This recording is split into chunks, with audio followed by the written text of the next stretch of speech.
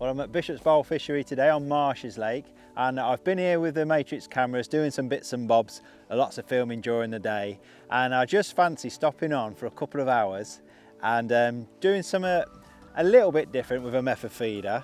I'm not chucking it into the middle, I'm not chucking it down the sides, I'm just going to plop it short, sort of 5-6 metres on your what would be your short pole line, plopping it on the pole line, so to speak. I've been feeding a few 6mm short, just sort of 5-6 metres out, trying to ring the dinner bell, and I'm going to show you, it's a real nice way of catching. It's quite windy, quite blustery today, so it's not comfortable holding a pole anyway. It's a nice way of being able to sit on your hands and waiting for that rod tip to go round, and it cuts out all the nonsense, all the silverfish bites, all the foul hooking, all the liners. You're just waiting for that tip to slam round and hopefully we'll catch some carp. So that's the plan. I say I've not had a cast yet, so let's see. I'm just going to put some micros around a small method feeder. I've got a banded 6mm on the hook. I'm just going to plop it on what I would call the pole line, and we'll see. We're in the afternoon now, so hopefully it won't be long before some fish are obliging. But we've had a good day elsewhere on the lake, so I'm just confident we're going to hopefully catch a few on this and just show you what a good tactic it is. Now obviously not everyone owns a pole for starters, and I fish quite a lot of feeder only competitions now, so this has become quite a key method anyway. So feeder only, fishing down the edge short in the middle of the lake or to islands, you know, there's a lot of people back in the day thought feeder fishing was just for things out of range, really, out of range of float fishing or pole fishing. But now we've come to appreciate that the feeder works everywhere and sometimes better.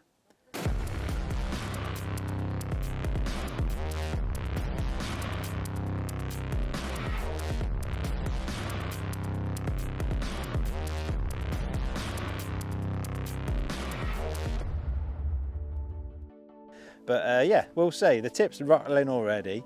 There's a lot of silverfish in here, so but we're just waiting for that positive bite. I'm going to sit on my hands, going to slacken off my clutch a little bit.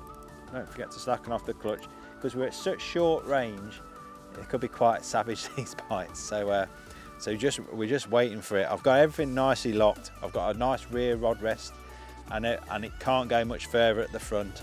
I've got my rod rest quite far back as well, so I've got at least the top half of the rod can bend round if we get a bite.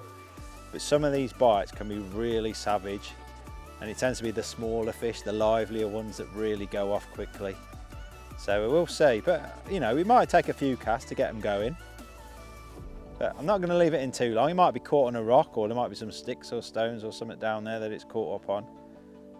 So we'll give that another cast. I say, don't be scared to keep casting and keep putting some bait in. Pellet looks okay. I say I'll swap between a pellet or a wafter. Some venues, a bunch of dead maggots can be particularly good. Don't be shy on the pellets as well, quite a lot of pellets. I'm just going to underarm it, plop, feel it down. And I don't want it on too tight a line. There's a bit of wind and tow on it today, so it's going to gather up that line anyway. But if it was a flat, calm day, I'd love to fish it on a totally slack line.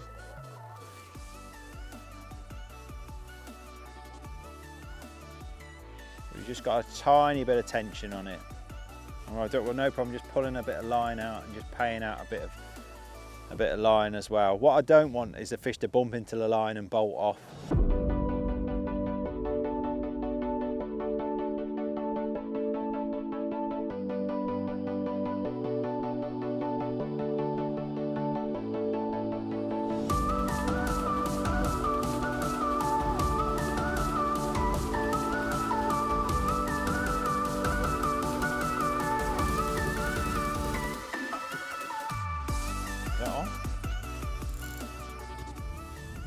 Not sure what we got there. Oh, it is a carp. Didn't know it was hooked, that one. There we are. I thought we got a skimmer. It's obviously still happily feeding.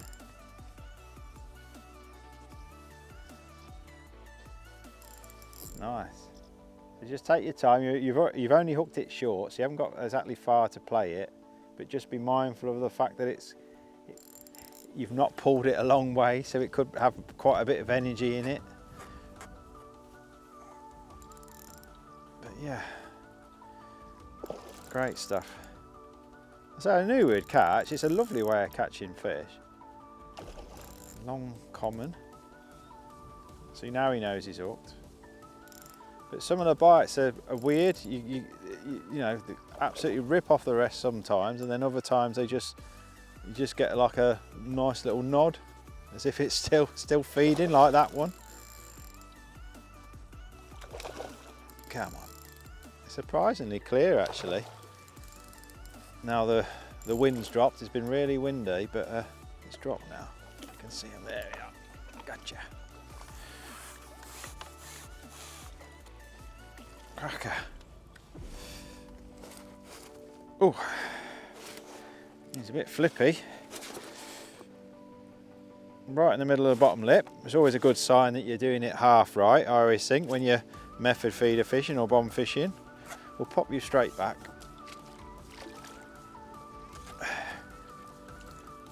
And yeah, we'll try that again then. I'm going to pop a wafter on this time, but before we do that, we'll have a quick look at the tackle. I'm just using a free running setup today.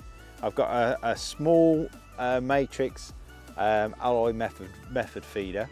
I can always swap it because you've got that interchangeable system, so that will just pop off the stem. I've got the 26 gram, so about an ounce. But they do a 15 gram as well. If it was very, very silty out there, I wouldn't hesitate to pop the 15 grammer on instead. But I don't think the bottom's too bad there. So the extra weight of the 26 gram will help the fish bolt against it. That's how I think anyway. And then we've got the little bead that just semi-fixes there and just helps set that hook. So, and I'm using the pre-tied hook lengths today. I've got the bait band rigs, the MXC3s. That's 0.20 to a 12. They're doing with bayonets and pins as well for whatever you fancy. But at least with the band, you can do all sorts with that. You can pop it round a pellet or pop a wafter on. So we'll pop a wafter on this time, an 8mm yellow one.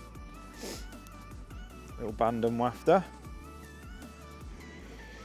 And yeah, let's try some micros around there. Press the first layer on really hard.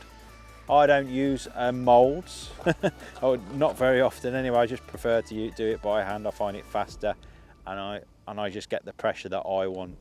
So and the first and the second layer not so hard, and I just mould it in all the right places really, at the top, places where the impact areas really. So that's it. We're all ready to go. I'm just going to plop it in. Nice little underarm plop. Follow it down, and then just make sure that line's not caught around, because there's a bit of wind. I don't need anything blowing back around the reel or behind the reel, but I still want a slack line. So I'm just tighten up a touch. But yeah, because it's windy, you don't want anything blowing around, but I do like to fish it on a slackish line. At this sort of range, any sort of fish that bumps into the line is going to move the feeder. It's a bit more subdued the further out you go.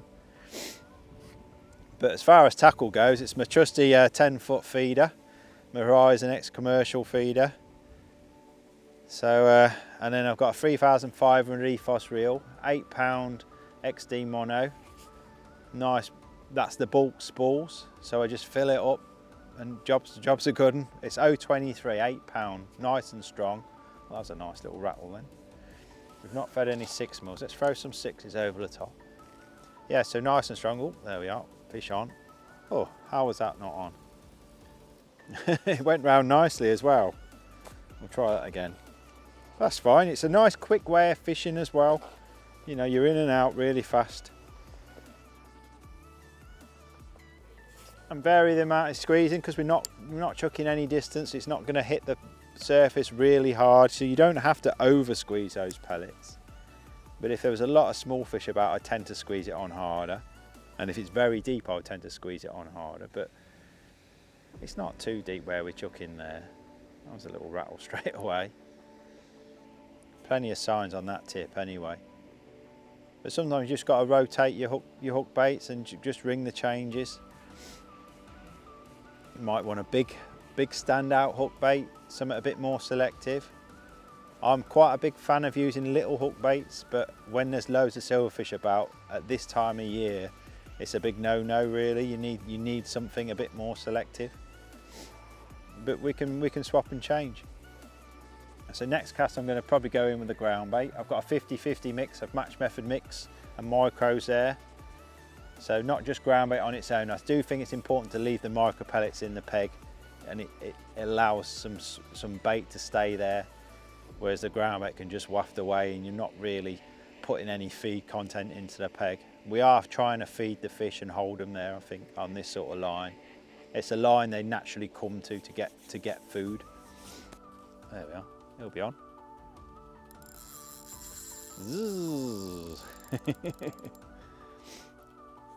Lovely feeling here, that screaming reel. Feels like a decent fish. As I said before on the last fish, just don't be in any rush to get them in, because you've only caught them close in and they might want to go for a run. But yeah, cracking way of fishing, really effective. Beats the pole anglers quite a lot on quite a few venues I know, especially the deeper lakes. Cuts out all the nonsense and you just wait for it to go around. And there's lots of things you can play with, lots of things you can tweak, your feed and your hook bait, your size of feeder, and just little, you know, the amount you put around the feeder. There's always things to work at. This feels like a decent fish, but it's a cracking way of catching fish. So hopefully we'll get this in the net. And I've shown you more than enough to whet your appetite for doing a bit of short range underarm plopping on the pole line. And I'm going to carry on and catching a few fish, but hopefully you'll be able to go out and try it yourself, because it's a lovely way of catching fish like that.